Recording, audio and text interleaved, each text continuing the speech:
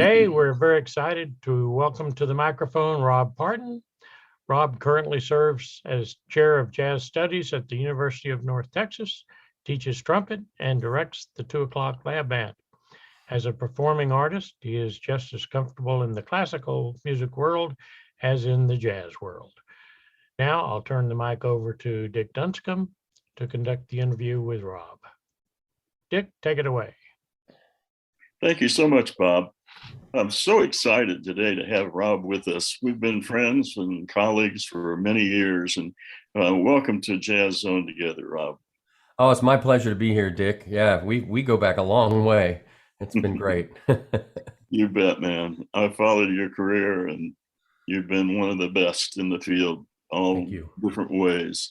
So what we'd like to do is to start the interview by exploring your growing up years and what led you into the world of music. Well, that's exciting. Yeah, back in 1975, that's when I started playing trumpet in between my 5th and 6th grade years.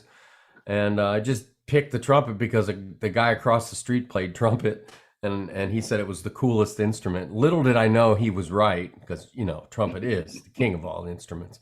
But so I started playing trumpet then, and was really not anything special until I got into after my freshman year in high school. I went to a music camp down at Eastern Kentucky University called the Stephen Foster Music Camp. Went there, and pretty much it changed my life, being around musicians that were a lot like me, and all of us with the same sort of goals and love for music. And it was all band, because I was big time into playing concert band.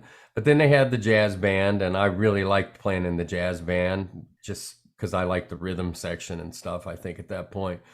So then I came back from that camp, and then went again between my sophomore and junior year. And then I auditioned for All-State Band, and I made the All-State Band in my junior year, like 3rd chair, which was kind of cool.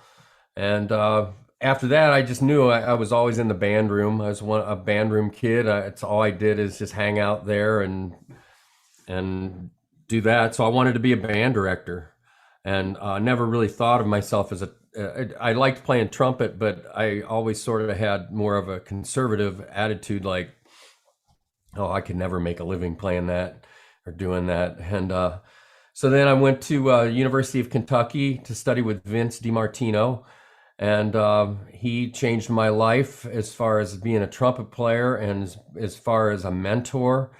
And I can't ask for a better mentor than Vince. And so while I was there, I was a music ed major, but he kept pushing all of us. He didn't treat anybody, if you were a performance major or music ed, he treated us all the same, and he pushed us all the same. And to make a longer story a little shorter, so by my junior year in college, I decided, Vince took a sabbatical, and this helps for later.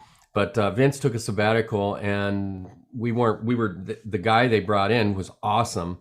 But he was there mostly to talk about improvisation.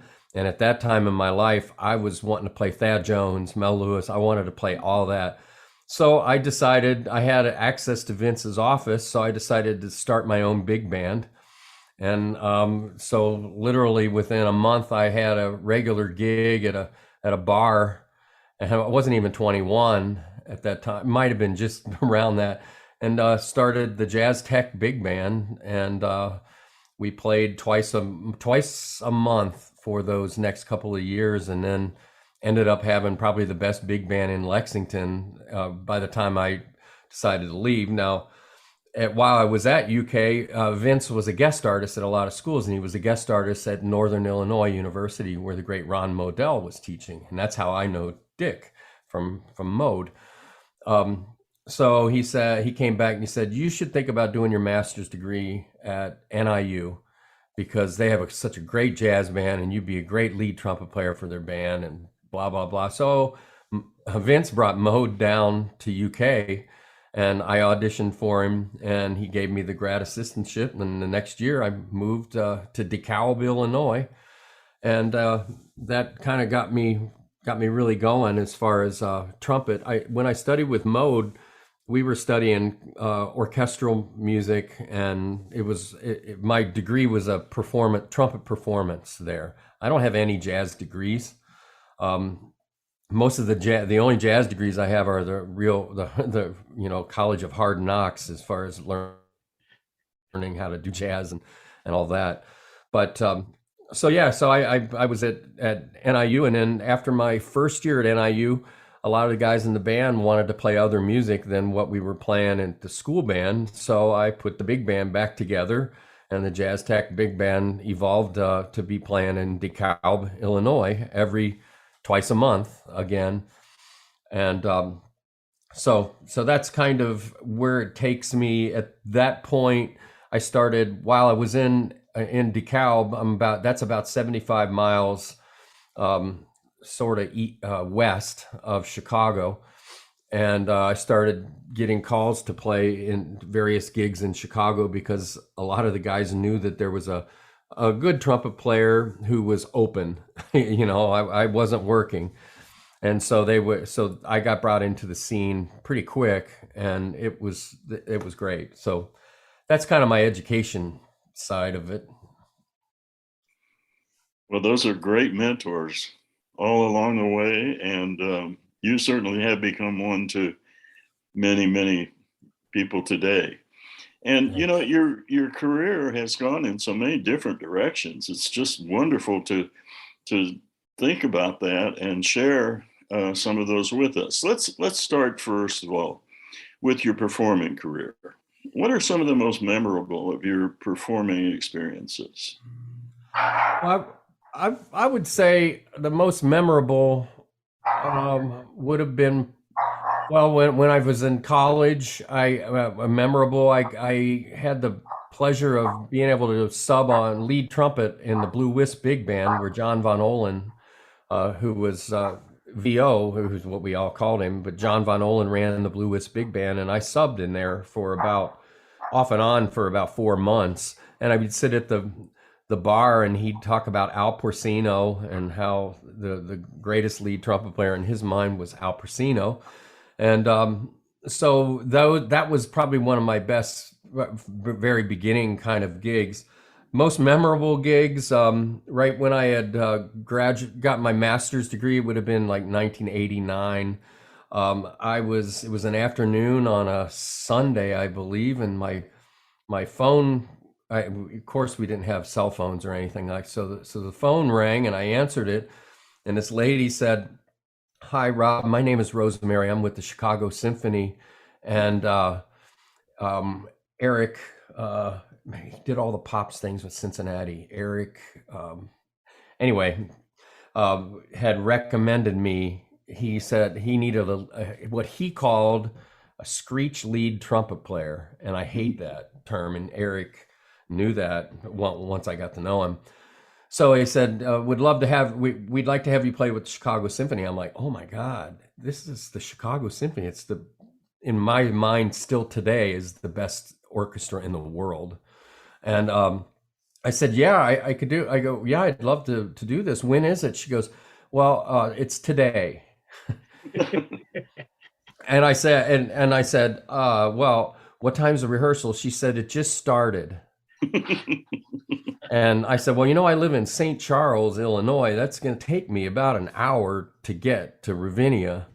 But I said, sure. She says, okay, here's all you got to do. And she told me how to get there and all that. She says, when you come in, just pull right in the lot and park at the dock, and then just walk up to the stage and walk right out on the stage, and Eric will stop rehearsing.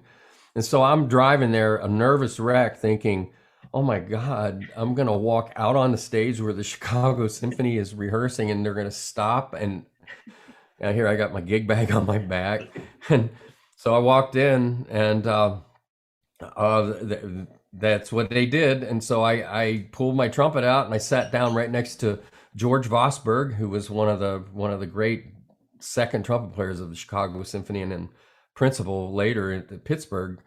So I just sat down there, and he was playing the first part. So I'm like, okay. So I said, what part do I play? And he just went, and I was screwing on my big mouthpiece. I thought I was going to be playing second. I'm like, oh, I'm screwing up. Put my lead mouthpiece back on.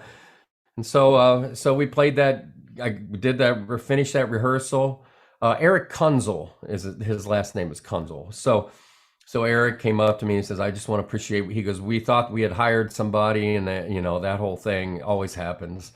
And so he came up and said, great job. And at the end of the night, we're standing up taking the bow, and George leans over to me and he says, welcome to the big time. So that was the first big gig, and that would have been 89, and I've been playing with them as a sub or the lead trumpet player kind of thing ever since, up until the pandemic. And now Esteban, who is the new principal trumpet player, that guy is amazing. He can play anything. He can play double C's as loud as Arturo. I mean, it's scary. So I doubt I'll ever be back. But so anyway, that was one big one, and then there were lots of lots of other things. One of the best gigs I did was playing for Natalie Cole. Dave Trigg couldn't make the gig, and so he got me on, and they flew me first class to Omaha, Nebraska, to play with Natalie in the Omaha Symphony. And so I get out there, we do the whole thing, and there was one part in there. They said, at this time, you'll when we get to this part, you'll go down front this way. And I'm like, what? I have to go down front? I didn't know I had to. And yeah, and they said, you'll walk this way. And so I realized that I had to go down front and trade solos with Natalie Cole. So it was like a blues thing back and forth. So I had a plunger, and we were doing all that. And she just kept going, and I've been playing lead that whole night before that, or that whole night earlier, right there. I was getting wasted, so I was like, okay, let's get this. So anyway, afterwards, we were backstage, and she says, she yelled my name, Rob, and she came up to me and gave me a big hug and said, thank you for coming out and helping us make this happen, because it was a last minute thing again. And I'll never forget that, because I love Natalie Cole. All that music she did, it was just really amazing. So those are the two that come to mind, right, literally off the top of my head. So great experiences, man. Such great experiences, and you can tell a story. That's oh yeah, right. Well, thanks. Well, it's interesting, because not only all of those kinds of experiences, but also your recording career has been long and varied. And you've done Broadway shows, concert performances, commercial work. Talk a little bit about that. Cool. Well, I guess it would have been when I first started, it would have been around 1990, when I started my big band in Chicago. A colleague of mine knew a guy named Cliff Colnut, who worked downtown at DePaul, but his main job was he was a commercial music writer and arranger, one of the busiest. I mean, 60s, 70s, 80s, 90s. The guy he's amazing. So I got referred to do a commercial with him, and the commercial was me and Mark Walker, who's a great drummer, teaches at Berkeley now. And it was just trumpet and drums, obviously. And it was for the Chrysler minivan, Caravan, I think is what it was called. And it was just improvise, and then he played on drums and improvised back, and then the little van on the screen left.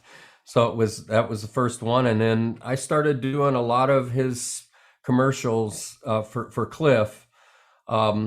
At that time, and there would be times where I'd walk. You never know what. At that point, I think pagers started coming in. So all of us, if we were recording people, we'd have a pager, and we recognize numbers, and it'd be like, oh, this is going to be a session. So the thing is you never know what you're going to get. You never know. So you always had to be in shape, practicing, and even on vacation, I always had to take a trumpet and just be playing long tones to make sure, because you get back, you might get a 3-hour call that has high A's in it and all this stuff, and they don't care where you've been. They just expect it to be there. So anyway, that at that time, you wouldn't know what it was. They'd say, just bring trumpet and mutes, and or trumpet, flugelhorn, and mutes. And so there were times where I walked in there, and this is no joke. I walked in, and in the middle room was almost all the members of the Chicago Symphony low brass section, and Dale Clevenger. I always have to be sitting next to Dale, and he go, lower that third, boy. So I remember we were doing a commercial for Miller High Life or whatever, and it was and they all sounded like those. You know how Sunday mornings they had the guy who would do the football with the big brass sections and kind of summarizing the last week or whatever. So that's what this was, and it had all these high notes in it, and we're playing it, and I had the third, but I was in the melody, and he goes, lower that third. And so I lowered the third, and then Cliff goes, that's a wrap. And so literally 2 or 3 days later, I heard it on TV, and I'm like, that note is flat. So I called Dale, and he just laughed at me. He goes, well, you had the melody, so you didn't really need to lower it. I'm like, oh my God. So anyway, that was, those were, there were there was a spot one time, it was a McDonald's one, where I came into the room and they had me right in the front, like kind of like if this were it. And then behind me was 3 trombones, tuba, and 3 or 4 horns. And then in the other room, big full strings. And then the other room, and then the third room was all percussion. And so it was just like, it was like, ba-boom, boom, boom, boom, boom, and all these big sounds, and behind me is all this stuff, and then everything stopped, and then I beep, that's all I had, a harmon mute, and da da da dee da da da da, and we did it, and they go, bravo up there.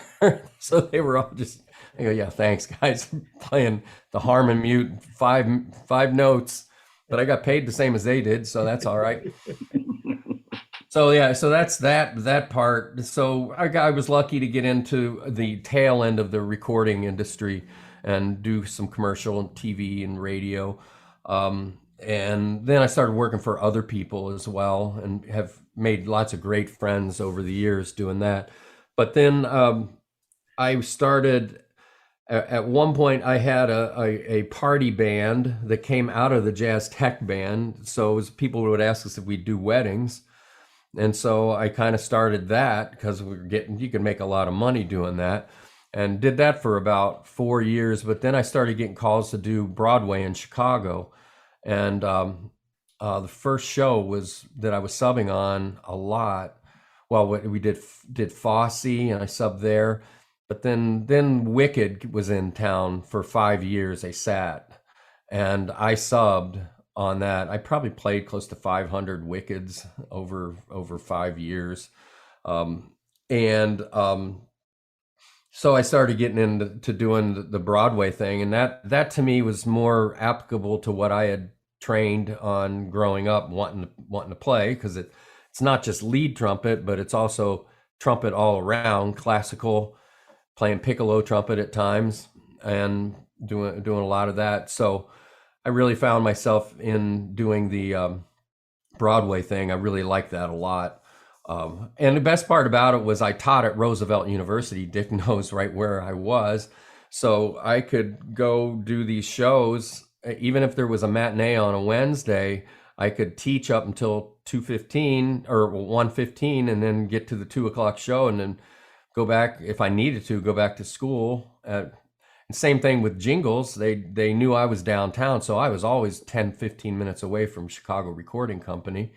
So that's how everything kind of is interwoven between teaching, playing, doing Broadway shows, playing commercial things, and then having the big band that I had, and all that kind of stuff kind of weaves together. So I hope I'm not boring you or anything. So. Not in the least, Dan. You've had a fantastic performance career, and it continues today.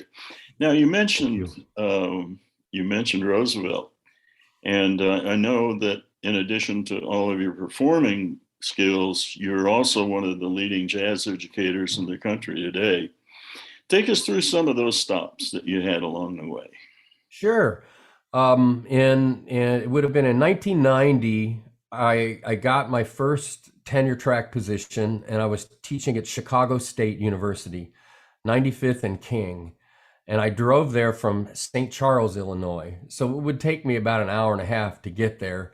And it was I taught there, and I made some really great friends. It was really good for me to be at a school like that. They were 97% African American at that time, and then the other 2.5% was Hispanic.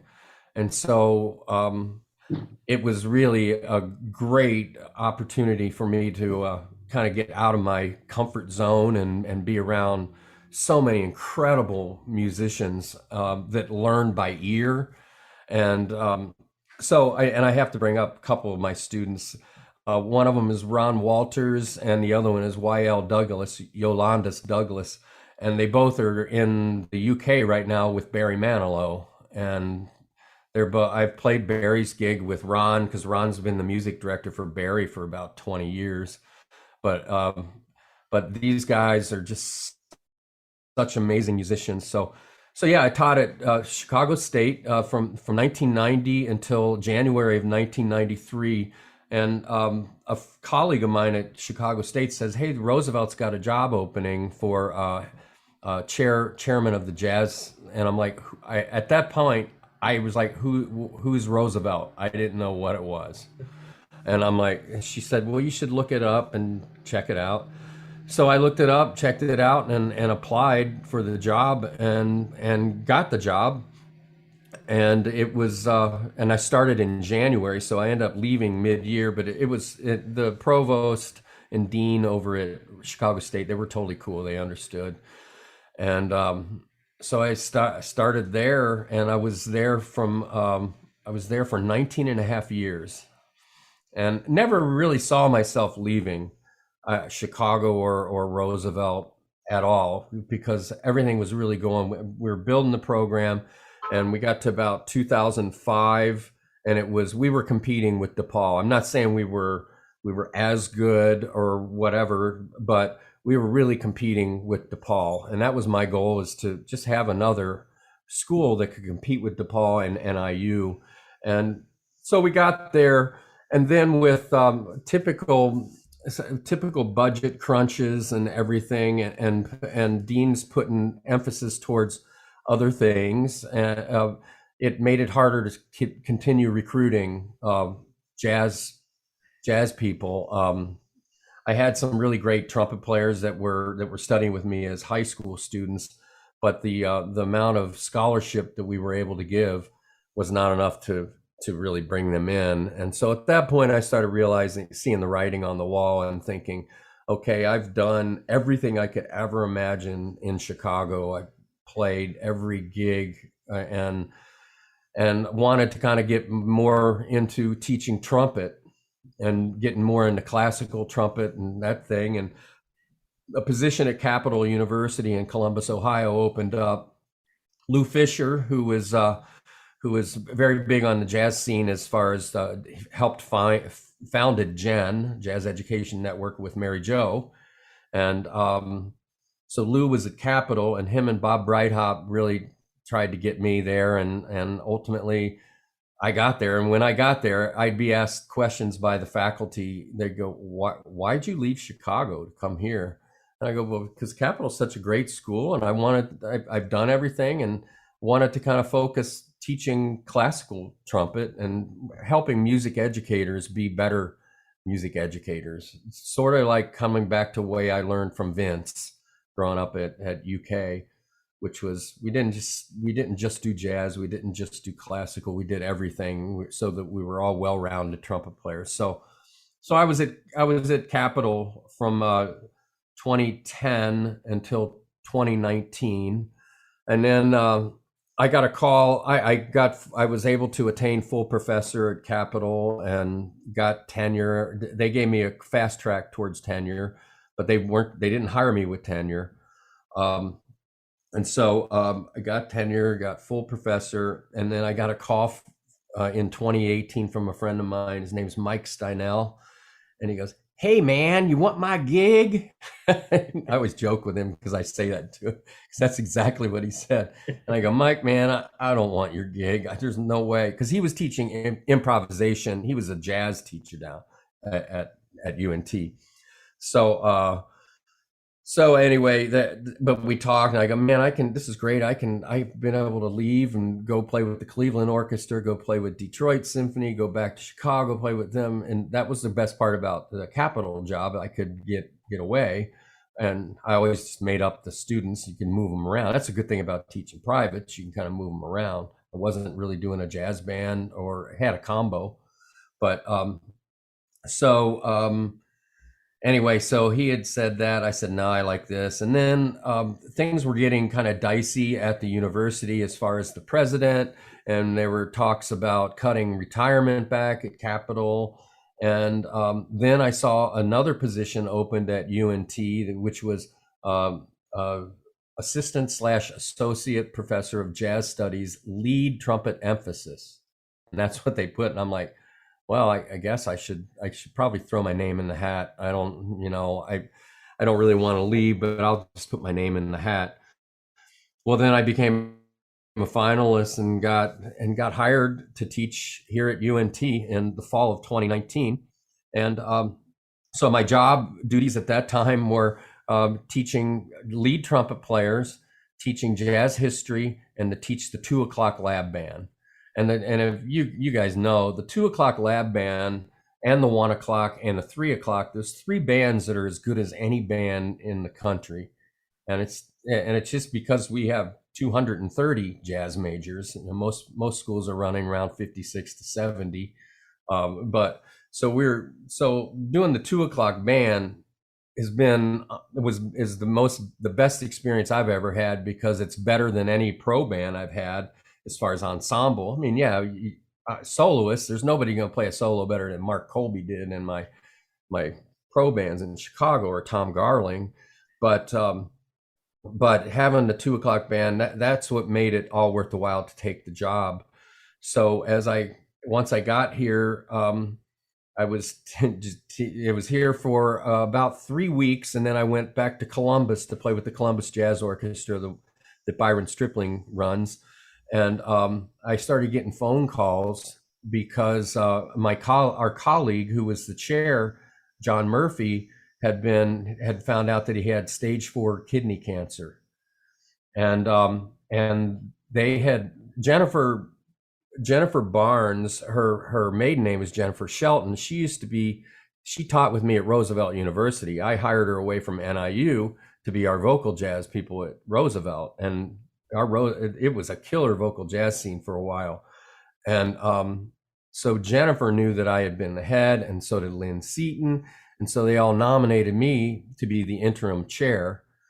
And I said, "Yeah, if you got," I go, "I don't even know where all the bathrooms are at this place, let alone to do that." So to make a law, to go right to it, the dean decided that the division wanted me to be the chair interim. And so I did it and made it through one semester of fall of 19, and then got into January and February of 20, and then had to deal with a pandemic, as we all have had to deal with, that none of us ever had to deal with. And that was really crazy, very nerve-wracking for me, because I just didn't, all I could hear was what I had been told, what Neil Slater said to Murphy when he took over. Neil said, well, he didn't say it quite this way. He said, "Whatever you do, don't mess this up."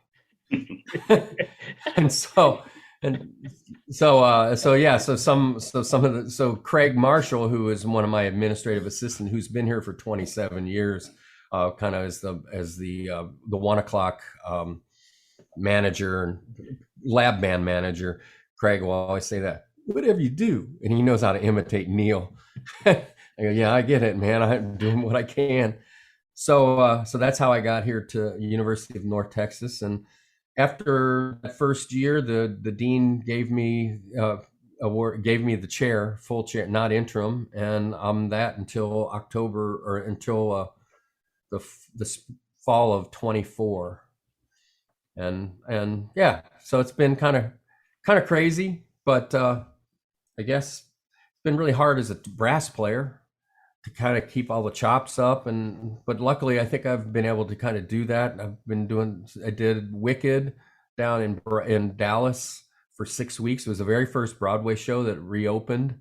So I did 6 weeks there, and then did Mean Girls about 2.5 months ago for 2 weeks, and then I'm going to do Frozen here in the middle of July for 3 weeks, and then school starts up again.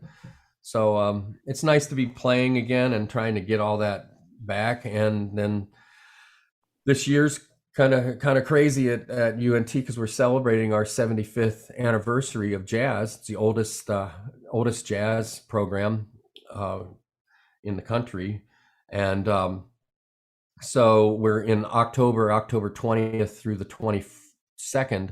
We're having our capstone, which will be a big event that'll bring back decade alumni bands. So we'll get the 60s and 70s band, and then we'll have the 80s, 90s, and all that stuff all the way up until the current 1 o'clock. So that'll be a lot of fun, especially for me, to meet a lot of people that I haven't met that are all UNT stars and or North Texas State at that point when they were here. But yeah, we have, when we get back, we have 6 weeks, and we do Denton Arts and Jazz, which is a big, huge festival, and all the lab bands and all of the combos perform, as well as vocal jazz groups. So it's a 4-day festival, and there's bands from all over that are there. So we do that, and then 2 weeks later we do this reunion, the 75th reunion, and then 2 weeks later, at the beginning of November, we have Jazz at Lincoln Center with Wynton Marsalis coming in to do they're doing a concert and then a whole day of clinics with our students. So all that within within the first 3 months in the first semester. So that's what makes this place kind of crazy, and that's why my hair is really getting gray. And anyway, I hope that's more than you probably wanted to know. Well, you wear your gray hair very well, my friend. Oh, well, thanks. Thanks, guys. And congratulations, not only on North Texas, but on every stop along the way that you've had. You've created such a wonderful vibe and put out such great students. And I know how happy they are that you're at North Texas. You're in the right place, man. Oh, thank you very much. I'm honored to be at this school. Now, let's talk about other aspects. We know that you're conducting all state ensembles all over and doing clinics. Give us your perspective on the state of jazz education and music education today. Well, I'll do my best there. I think we live in a bubble here at North Texas. I always knew that going into it, but being here, it's amazing. I mean, what expectations are of the students and what they can do is really an anomaly. It's not like this. So a lot of times I'll get out to do an all-state band right after the pandemic, and I thought, well, I'll send this music. They should be able to do this. But I learned from Doug Beach, great friend. I learned from Doug that, Rob, whatever you do, you got to take a few baby band charts just in case. So I always would take like 1 or 2 easier tunes, and so I'd end up going there with about 10 tunes for a 40-minute concert. And so I get there and I'd want to do like a Tom Garling chart that my band did, and we'd start playing it, and the kids really wanted to do it. It would be like a little over their heads to do it in 2 days. So I had another Tom Garling chart that was a little easier. So I was able to like not let the students wouldn't feel like they weren't able to play something.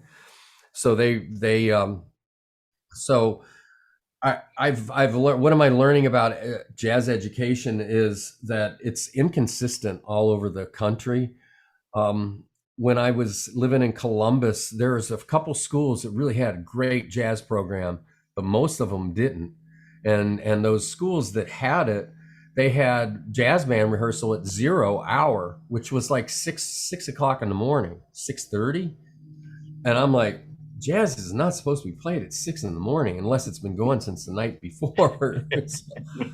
so so that's I think jazz is changing because it seems like a lot more people are aware of improvisation and how to teach that, and as a lot of the teachers are learning how to do that a lot better than they did 20 years ago, I think. So that seems to be a positive thing. But yeah, I would say I'm doing Florida All-State this January and New Mexico. And from what I've been told, I know Florida is killing. Um, so um, so Michelle Fernandez Denlinger, um, has a new chart that I'm going to play or have them play in Florida. So it's going to be pretty awesome. She's been a good friend, and I've made friends in the last year and a half, just because her music is so special and it's got so much diversity as far as the feels, and it's not just play Latin, but you really need to understand how to do it. So I've learned a lot from her, and I think that so I think I just did an all-state thing in Tennessee. It wasn't the all-state; it was like a regional group, and they were really good. Those kids worked really hard, so we were able to do it was about the same as what I did at another all-state before that. I can't remember. So how is jazz? I'm not necessarily sure how healthy jazz is everywhere. I think it's, like I said, it's inconsistent, and it has to do with administrators and band directors who understand it. You got Dick. You know, you're the king of all this stuff. So anyway. Well, this has been a really interesting interview, and I'm just so happy to be back with you for a few minutes. You've given us an insight on where you're going in the future and some of the things that you're going to be participating in, and more people that you'll be helping. Now, before we sign off, would you do me a favor and play something for us? Well, I'll give it a shot. I just have my flugelhorn here, so I'll play a little bit of maybe beginning of Misty.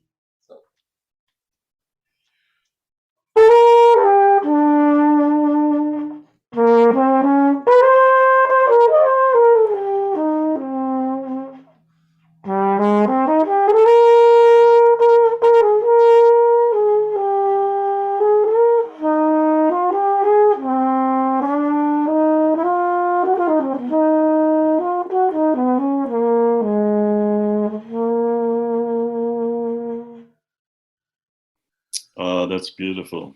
Beautiful. Thank you. It's been fantastic. This is a terrific interview, and I think anybody that is interested in teaching jazz and being a part of it really needs to view this and take it with them. Thanks again for being with us, and as always, I admire you. Oh, thank you very much, and the same goes back to you, Dick and Bob. Thank you for having me, and I've known you for a long time, Dick, and it's an honor. Rob, thank you. It's just really great information, and what an outstanding career you've had, and you are indeed making a difference there to UNT. So thank you for what you're doing. Well, thank you. To our viewers, thank you for joining us today. We hope you got a lot out of the interview. Please watch for future episodes as we're adding new episodes all the time. Thanks for being with us.